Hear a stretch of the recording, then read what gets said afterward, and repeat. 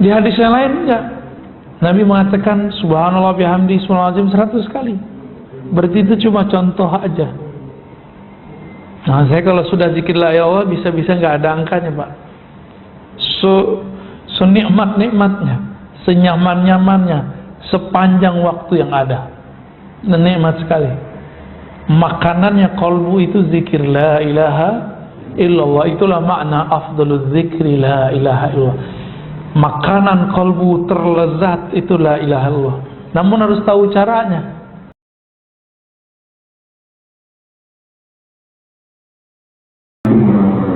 Assalamualaikum.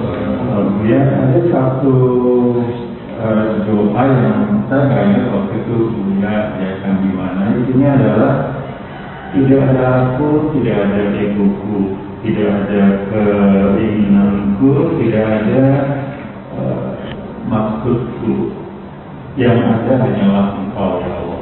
Maka itu bagian dari kau, dan kalau memang itu bagian dari kau, untuk bagian lainnya gimana pertimbangannya? Ya. Itu adalah pemaknaan la ilaha illallah. Khauf dan raja lebur di dalamnya. Ya. La ilaha, ilah itu bahasa Arab artinya tempat berharap, tempat menyembah. Ya, objek yang dituju. Maka kalau kita mengatakan la ilaha illallah, ya Rabb, tiada kehendakku, tiada tujuanku kecuali Engkau. Itu la ilaha illallah. Maka seorang dai, seorang guru, seorang murid itu wajib mengamalkan la ilaha illallah. Maka di torikot saya torikot ngaji. Ngamalin ngajinya gimana? Minimal setiap pagi dan sore baca la ilaha illallah 100 kali. Ilaha illallah dengan makna tadi. Makna yang paling ujung, la maksuda illallah. Tiada yang kami tuju, tiada yang kami harapkan, tiada yang kami leburkan kehendak kami, tujuan kami kepadanya, kecuali Allah subhanahu wa ta'ala. Jadi baca la ilaha illallah itu munculkan makna itu, Pak. La ilaha illallah, la ilaha illallah. Bisikkan ke kolbu. Kita sudah gak ada masalah orang mau zikir keras, mau zikir lembut, itu urusan dia. Ya, yang penting keras ke dalam kolbunya, supaya kolbu yang tuli dia langsung sadar dengan kalimah ini. Itu zikir favorit saya setiap kali ba'da sholat. Ya, ternyata dalam hadis Nabi, hadis Imam Nasai, ada beberapa model zikir. Ada zikir 33 subhanallah, alhamdulillah, Allahu akbar. Tutupnya la ilaha illallah 100 sekali. Jadi 33 tambah la ilaha illallah 100. Tapi ada yang unik. Nabi berzikir subhanallah 25, alhamdulillah 25, Allahu akbar 25, la ilaha illallah 25. Di hadis yang lain enggak. Nabi mengatakan subhanallah bihamdi subhanallahazim 100 kali. Berarti itu cuma contoh aja. Nah, saya kalau sudah zikir la ilaha illallah bisa-bisa enggak ada angkanya, Pak. Senikmat-nikmatnya, senyaman-nyamannya, sepanjang waktu yang ada. Nikmat sekali. Makanannya kolbu itu zikir la ilaha illallah. Itulah makna afdalul zikri la ilaha illallah. Makanan kolbu terlezat itu la ilaha illallah. Namun harus tahu caranya. Ya, kalau belum tahu cara buatnya, maka mintalah agar dibuatkan oleh guru yang ahli. Itulah koki kolbu. Ya, ahli masak kolbu. Jangan cuma memanjakan lidah, datang ke resto karena kita tahu masakan di situ enak. Ini franchise aja, beda tempat, yang ini enak, yang ono gak enak. Kita manjakan badan ini, lidah ini cuma karena sesuai dengan kelezatan makanan di situ. Mau antri bahkan, mau nunggu, beberapa kita lihat berdiri. Kapan kita mau antri untuk kolbu? Kapan kita mau kemanapun si ahli kolbu datang, kita papas dia terus, kita pepet dia terus, kita ngaji terus. Maka ta'lim itu adalah cara mengolah la ilaha illallah. Ta'lim apa? Ta'lim qalb, ya. Maka saya untuk supaya terjaga kalau lagi ngajar itu Pak, biar nggak emosi, saya ceritakan malam tadi di Al-Badar ya. Saya sengaja cari sandaran Pak. Karena Nabi mengatakan jika engkau marah, duduklah. Jika masih marah, tidurlah. Nah, itulah rahasia Ustadz, marah-marah lagi ceramah. Ya. Ini juga rahasianya. Kenapa kita kalau khutbah dianjurkan pegang tongkat? Ya, biar ego emosinya bisa tersalurkan, nyandar di tongkat. Iya, itu luar biasa Pak. Saya ngerasakan sendiri. Jadi kalau saya nggak pakai sandaran tuh, saya pegangan apa kek, yang penting ada yang saya pegang. Kalau enggak, wah, udah kayak panglima perang kita di atas podium. Di atas podium doang, ya. Ketemu polisi ciut. Di jalan ketemu polisi lalu lintas. Mana STNK-nya? Wah, ciut juga kita ya. Oke, gitu Pak ya. Silakan ambil kepada ahlinya bagaimana cara mengolah, membumbui la ilaha illallah. Nanti ketemu makna itu. Ya. Cukup. Nah ini depan dulu ya. Assalamualaikum warahmatullahi wabarakatuh. Assalamualaikum warahmatullahi wabarakatuh. Mengenai pembahasan yang tadi, sebenarnya bagaimana kita bisa memfatwakan kolbu kita dengan jawaban yang tadi Pak,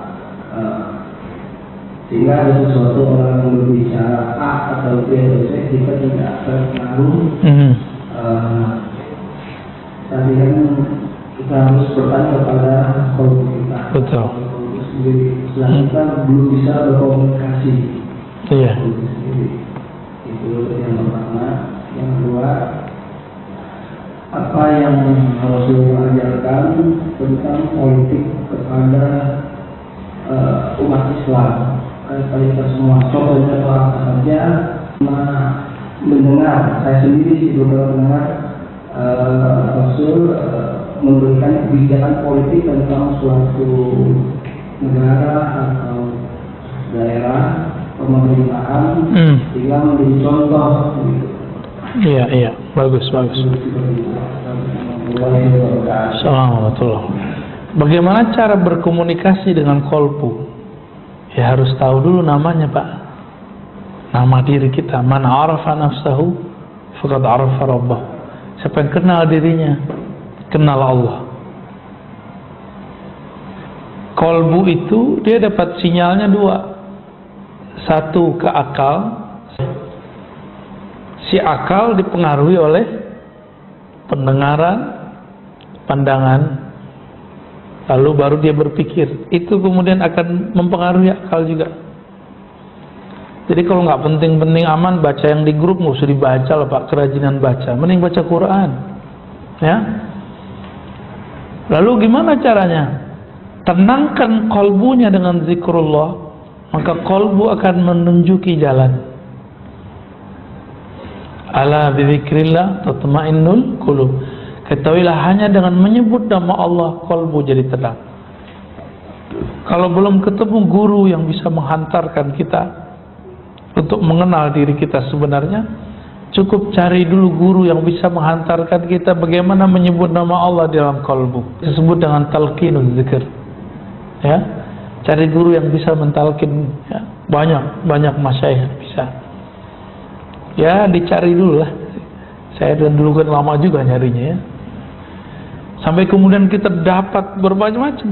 Di sini terdapat getarannya, di sini tidak. Setelah kolbu itu terbiasa zikrullah, akhir dia tenang. Kalau kita tenang, baru kita bisa mendengarkan dia lagi berisyarat apa. Pernah ngeliat ada orang marah? Pernah? Jangan-jangan kita marah tiap hari. Kalau kita lagi marah, orang apa ngomong apa kita denger nggak? Nggak hiraukan.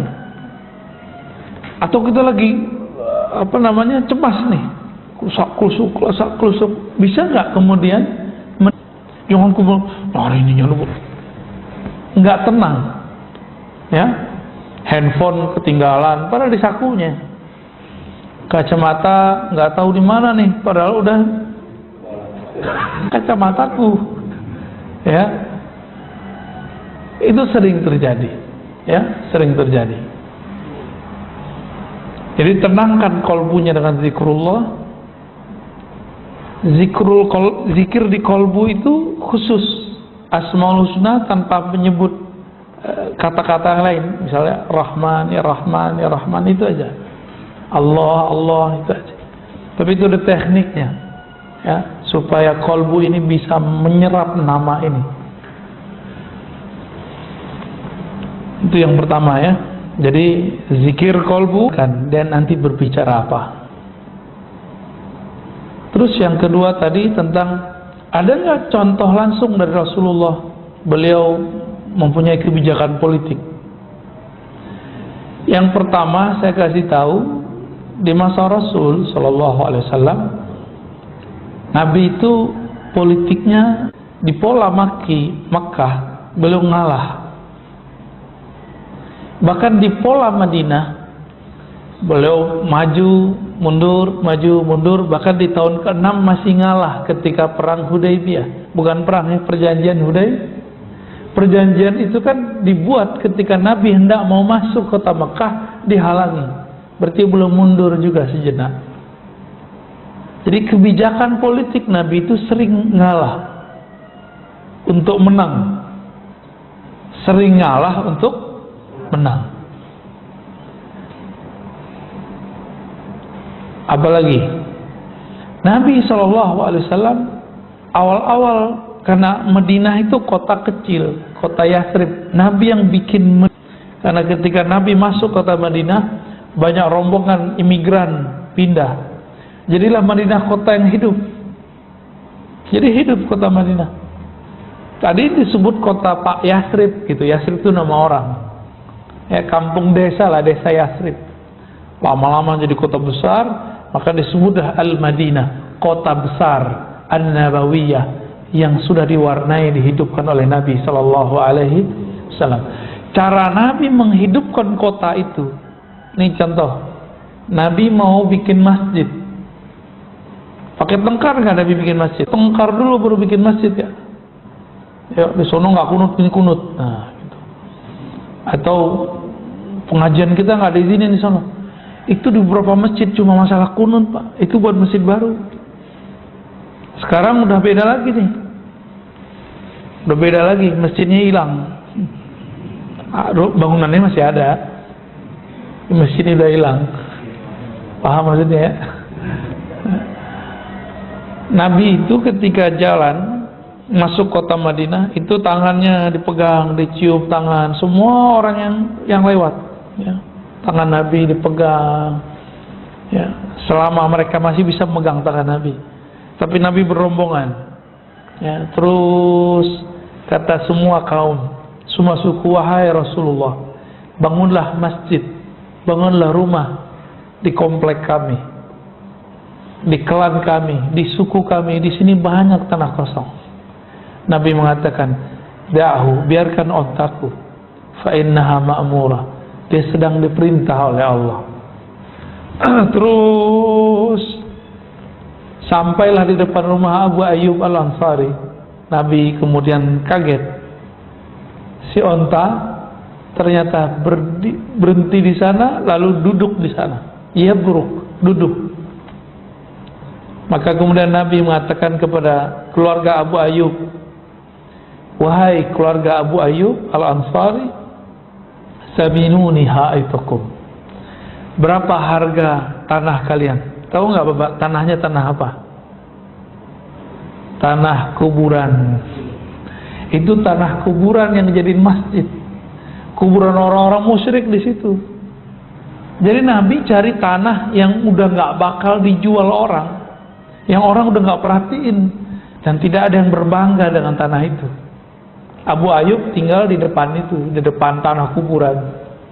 Orang nggak ngira Abu Ayyub bakal diperhatikan Rasulullah SAW. Ternyata di dalam batinnya dia berdoa, ya Allah, kami nggak punya apa-apa. Tanah ini semoga bisa menjadi tempatnya Rasulullah SAW. Jeritan hatinya, munajat kolbunya didengar oleh Allah Sami'un Alim. Ya, berarti Nabi pendirian politiknya, keputusan hal terkecil pun itu pakai wahyu. Kita kan nggak dapat wahyu, Pak. Ada yang dapat wahyu, kecuali anaknya namanya Wahyu. Nabi kasih kisi-kisi. Falisalli rakaatain. Berwudu yang bagus, sholat 2 rakaat. Disebut sholat istikharah atau sholat hajat. Maka kita menyarankan kepada pemimpin-pemimpin di setiap masa, dimanapun dia, walaupun dia cuma memimpin keluarga sampai memimpin negara, sholat istikharah lah setiap hari untuk semua urusan kita, atau sholat hajat. Nabi SAW pernah membangun MOU politik dengan orang-orang Yahudi, tapi mereka berkhianat, membocorkan strategi Nabi. Andainya Yahudi tidak mengkhianati Rasulullah, mungkin sampai saat ini kita dibolehkan membuat MOU dengan mereka. Tapi di Nawaqidul Islam, ya, di syarah-syarah Nawaqidul Islamnya Muhammad Wahab, disyarah oleh ulama-ulama belakangan, ulama pengikut dia. Siapa yang bekerja sama dengan orang-orang musyrik, maka kufur. Ini ditolak oleh para ulama. Kenapa? Yang kerja sama Amerika siapa? Saudi kan? Maka fatwa itu ditentang oleh ulama-ulama mereka sendiri. Yang kerjasama, yang buka kerjasama hubungan bilateral dengan Israel siapa? Saudi, Pak. Berani ulama Saudi ngeluarin fatwa, masuk penjara dia. Mau bilang kepada antum, hati-hati ngambil fatwa dari Saudi, karena fatwanya sudah bias, terutama fatwa bidang politik, bidang-bidang muamalat, mulai tadi bab demokrasi sampai ke bab kebijakan-kebijakan. Mana ada sekarang kita dengar ulama Saudi sudah ngeluarin fatwa haram bangun hubungan bilateral dengan Israel? Nggak ada, malah dia bilang boleh. Benar nggak? Imam Masjidil Haram loh, Salafi loh dia, Pak. Tapi kayaknya banyak juga Salafi mengeluarkan dia. Berarti dia Salafinya sudah beda. Salafi Masjidil Haram udah beda lagi dengan Salafi masjid sini, ya. Ada di sini Salafi, Pak. Ya, tanya tuh, itu imam ente gimana tuh, ya. Baik, kira-kira itu sudah jam 6 kurang 10, ya. Ada satu lagi. Oke, baik.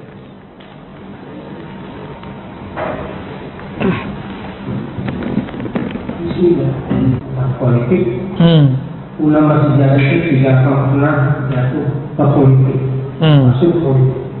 Jadi bagaimana menurut dia ulama yang tidak masuk ke politik, ketika dia sudah masuk politik, pengaruh status ulamanya lebih penguasa.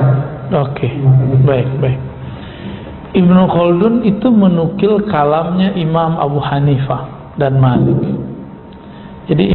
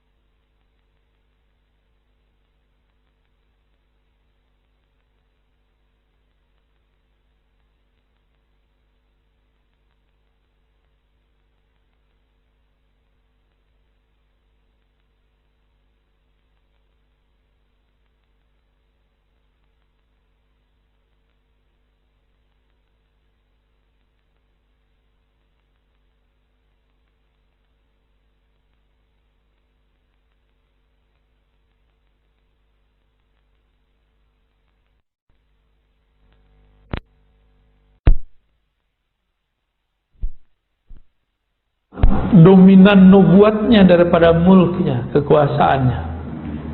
Kalau kita kan beda, dominan kekuasaan daripada keagamaan. Jika ada ulama berpolitik, maka dia akan meninggal seorang ulama. Nggak usah partai A, partai B, semuanya. Di semua partai ada ulama loh jadi caleg. Ya, partai apa aja ada Pak? PKB, PKS, PBB, apa lagi? Ini serba salah sih kalau jadi ulama. Nggak berpolitik dikata-katain sama jamaahnya. Ya. Islam tidak terpisah dari politik. Giliran berpolitik mereka bilang, Pak Kiai, kenapa ente berpolitik? Santri ente gimana nasibnya? Bingung Pak jadi Kiai itu ya. Sama Kiai punya mobil nggak punya mobil. Emang susah jadi Kiai. Giliran pakai mobil bagusan dikit, kata jemaah, Kiai sekarang susah yang zuhud. Serba salah. Kiai jomblo susah Pak. Kiai kawin susah juga. Ya, kita doakan saja ulama-ulama kita yang terjun ke dunia politik, mereka tetap mengajari umat, membimbing umat lewat langkah-langkah politiknya. Amin ya rabbal alamin. Untuk pemimpin di negeri ini dan semua negeri-negeri umat Islam dan semua ulama-ulama di negeri ini dan di negara-negara Muslim dan umat Islam semuanya, kita kirimkan untuk mereka surah Al-Fatihah. Bismillah.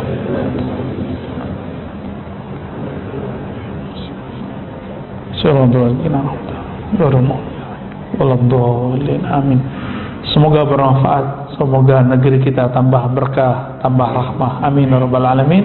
Subhanakallahumma wa bihamdika asyhadu an la ilaha illa anta astaghfiruka wa atubu ilaik. Assalamualaikum warahmatullahi wabarakatuh.